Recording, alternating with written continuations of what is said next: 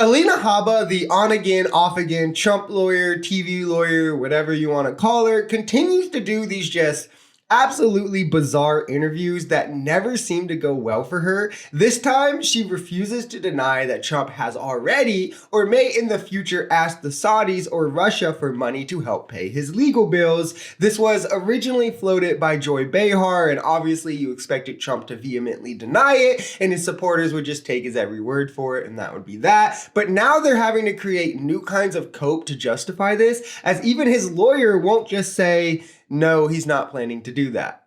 Take a look. Is there any effort on the part of your team to secure through another country, Saudi Arabia or Russia, as Joy Behar seems to think?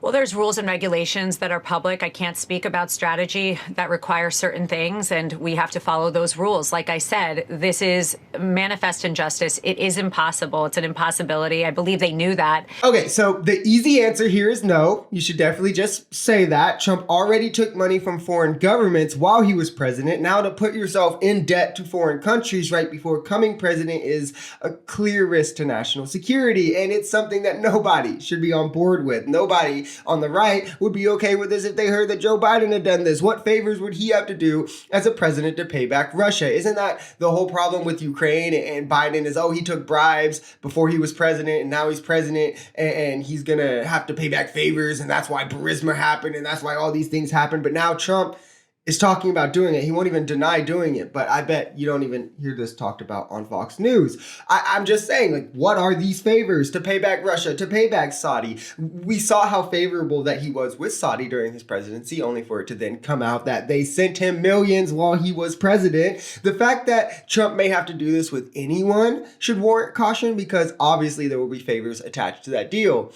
What kind of car imports will he block if Elon's the one who gives him the money, right? Or what kind of social media benefits would he give Zuckerberg? I don't know, Zuckerberg's probably more to the left of him.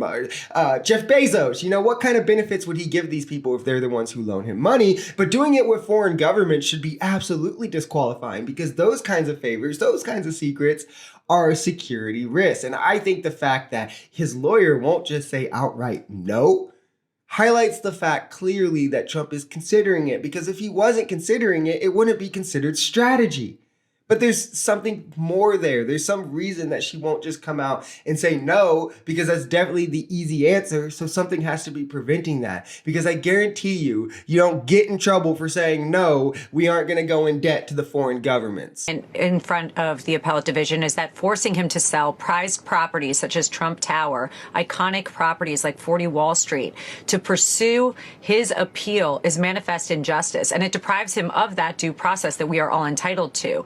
So imagine you can't reverse selling off Trump Tower on a fire sale at a discounted price. We can't fix that if we win on an appeal. So it's complete injustice. Then maybe don't do the fraud.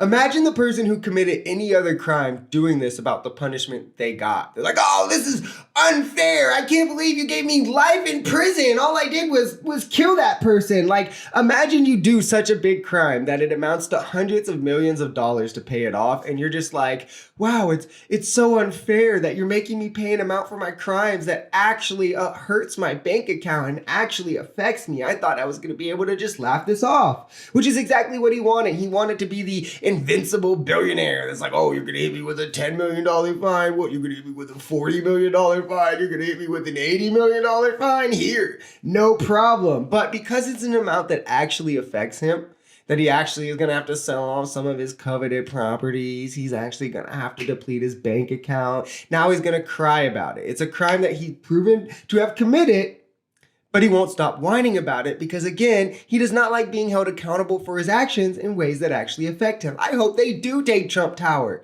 I hope they take that and more. He was inflating its values to use it to build and hoard wealth. He absolutely shouldn't have it. That's enough for me. The fact that they're even letting him sell it, he should be fine with that and take it and run with it. But it's never enough for Trump. It never will be. If we keep on slapping these rich fucks with penalties that they can just laugh off while throwing money at it and going on their next shopping spree, it'll never stop.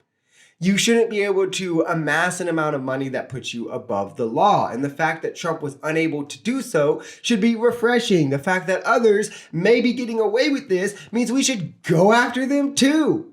Not that we should give Trump the pass as well. People like Trump are the reason that there is such wealth inequality in the world, that there's not enough funding into schools, into roads, into social programs, things to help all of humankind, because instead he wants to hoard it and then use those assets to fraud the system and then exploit it in ways that he can take more money from it, and then never use any of that to help anyone as well, because he's selfish and only cares about himself, and all of this money of which could be used to do exactly that, things that would help everyone, the benefit of humankind, if he didn't fraudulently remove it from the economy. If you enjoyed this video, we're Social Society. We're a commentary channel influenced by politics, society, and the economy. We are pretty left-leaning on this channel, but we're open to our right-wingers as well. The biggest thing here is having conversations that get everyone to the bottom of the truth. If that sounds like something that could interest you, consider smashing that subscribe button, leaving us a like, or even commenting on this video. We even have memberships available as low as $3 if you want to support,